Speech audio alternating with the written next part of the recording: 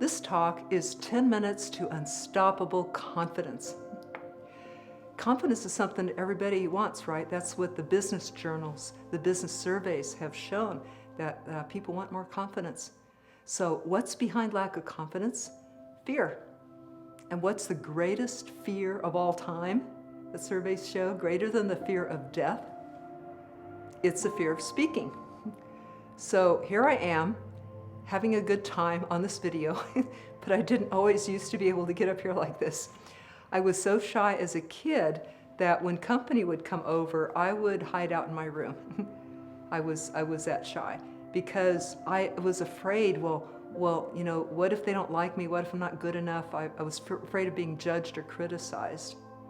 And I was thinking, well, do they like me? Am I doing the right thing? Am I coming across the right way? You know, am I okay?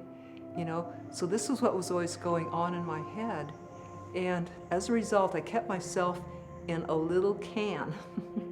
Was very lonely in there because nobody knew me, who I really was, but it was safe in there. Until, you know, I did this for about 40 years. Till one day I just said, to heck with it. It's not worth it. You know, paying the price, sacrificing myself for what other people thought of me. So I began dancing in public and not caring what people thought, and seeing who I really was and exploring the real me. So how did I go to being a door-to-door salesman for my network marketing company, to being a teacher and a trainer and a speaker on stage and doing Facebook Lives and doing this film? It was my trick to doing that was service, to think of the other people, because shyness is about me. It's all about me.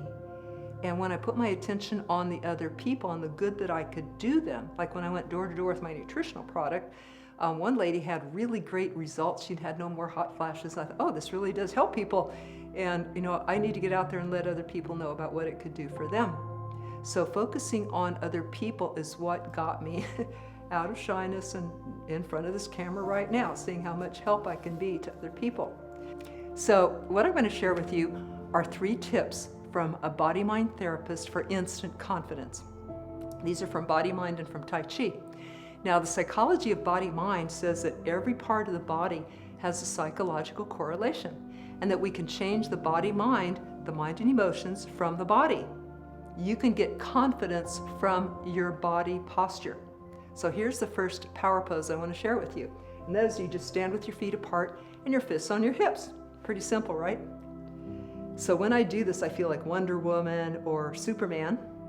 And immediately I feel more confident and powerful, and my spine straightens automatically, and I take a fuller and deeper breath. And animals do this, don't they? When they want to be confident in a confrontation, you know, you see a cat, they'll arch up their back or stick their tail up in the air or make their hair stand up on their body so that they appear bigger. And so you can do that too. If you're speaking, for example, on a stage, you can put your hands out on the lectern. If you're speaking on the phone at home, you can even stand in the power pose, and that confidence will come across on the phone. So it's really cool. Okay, second body-mind tip that I want to share with you is breathing.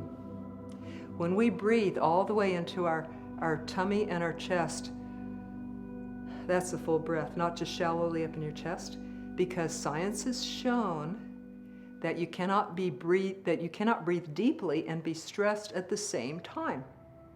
Isn't that cool? A while back, I did a workshop for soldiers returning from the war in Iraq.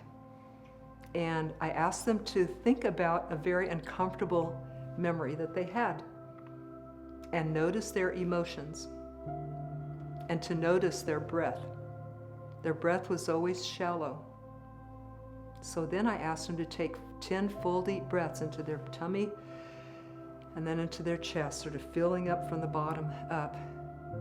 They did that. They took 10 breaths, and I'd asked them to notice their emotions. The uncomfortable emotion was no longer there. So body-mind. Breathing is your instant therapist, and it costs nothing, and you don't have to set an appointment. It can bring confidence. It can release the fear and the stress. Okay, third body-mind exercise is called the horse stance. And this is like the ultimate power pose. For this one, you stand with your feet 2 foot lengths apart, and your feet point slightly forward. Your knees are bent and widened, and your spine is straight and your shoulders are low. Your head is level and back over your shoulders, not out, but back over your shoulders. So your spine is all nice and aligned and all that. This is called the horse stance from Tai Chi, and it's also found in Qigong as well. This is how, over years of practice, this is how I found my inner Xena, or maybe that you could find your inner Conan barbarian. Immediately, again, I feel more powerful, more effective, more focused, more confident, more grounded in this stance. And that's why they use it in martial arts. So the right brain is connected with the body, with the emotions, even with dreams, and it is more effective in making a change in us than affirmations, which is connected with the left brain. Charlie Brown knew this body-mind principle. You remember him ever teaching in the comic strips? He'd say, okay, if you want to be depressed, you have to stand like this. Because if you stand upright, you just can't be depressed. So yeah, to be depressed, you have to stand like this. See? So he was teaching us body-mind. So a few more tips about confidence. One block to confidence is just to tell ourselves, well, it's never been done before. Well, there was a first time for everything that's been done, right? So don't let your past define you.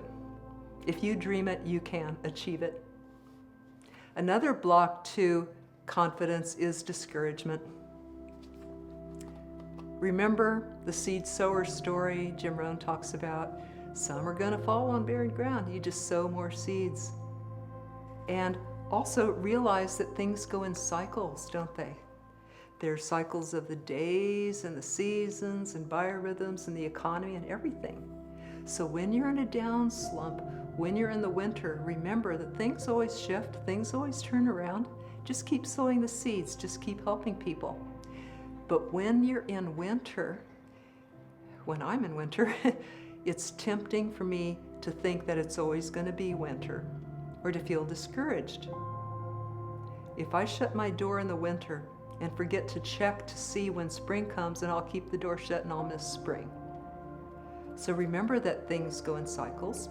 And remember that a tree in winter, it looks dead, right?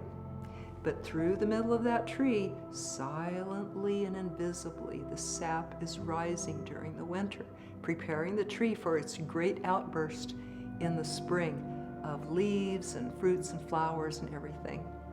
So this is what's happening during the winter. We honor the cycles, we honor those rest seasons too. Remember that opportunity often comes disguised as a challenge. Without a test, there is no testimony. When I coach people going through tough times, I say, you're going to have a great story to tell one day to be able to inspire other people out of this. That's what you're going to get out of this. Remember, every story has a happy ending. If it doesn't, it's not done yet. I got 10 more confidence tips for you. Ready? Okay, first one. Stand in front of a mirror and say, I am valuable and lovable, even if nobody buys from me or joins me or likes me or follows me on social media. Number 2, just begin the first thing, because then that gets the momentum going. Number 3, do 100 repetitions of whatever you don't feel confident about. You'll get better at it, and then it comes naturally, the confidence. Number 4, be an actor just for a day. Act like the most confident person you know until it becomes real. Number 5, dress up. You feel better. Even if you're on the phone and nobody sees you, the confidence will come through in your voice. And number 6, remember your why. Do you want to be a role model for your kids? Do you want to be able to have more time and money for your family or to do other things in the world? Number 7, remember to do things for significance. When you do it for others, it takes the attention off self. Remember, fear is attention on self, and significance is attention service on others. Number 8 tip to get more confidence. Delete these words from your vocabulary. words like I think I can, instead of say I am or I will. I suppose I can do this. I'm definitely going to do this. I guess so.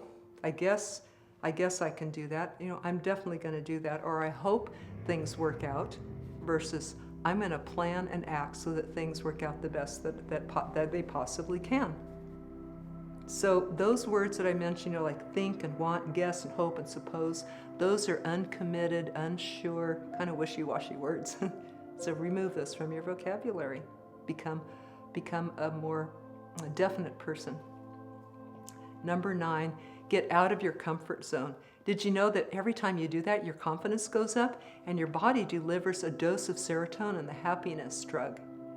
So naturally, you can focus on the wins that you've had in the past, when you've been the happiest, when you've broken through things. But every time you take a step out of your comfort zone, you will become more confident. Yay! Comfort zones are overrated. Feel much better out of them. The last tip I have to get more confidence is to get a coach or someone who's done what you want to do. A mentor who's done this and can show you the way, can give you a lot more confidence. Remember, I spoke about how body-mind is a shortcut to changing ourselves. So the body-mind therapies really work. One of my clients said, I got more out of that one body-mind session with you than 3 years of weekly psychotherapy. As a summary, did you get an idea that you can use today to feel more confident? Even if it was that power pose or breathing. If you can see if you can find one tip to take away and become more confident right away today.